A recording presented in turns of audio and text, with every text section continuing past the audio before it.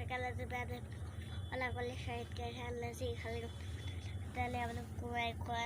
أيكم أحسن عملا الغفران الذي خلق سبع سماوات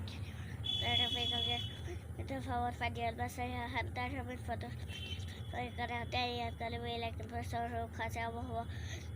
وفيه ملك زين السماوات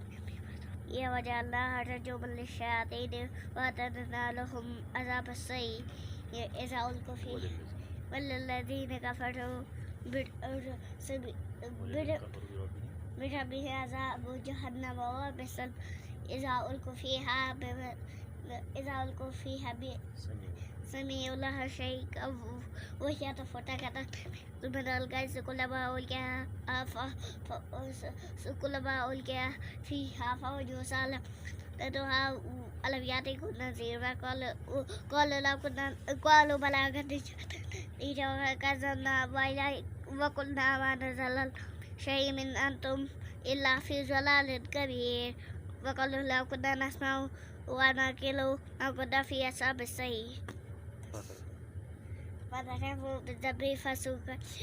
لأصحاب السعير. جزاك الله.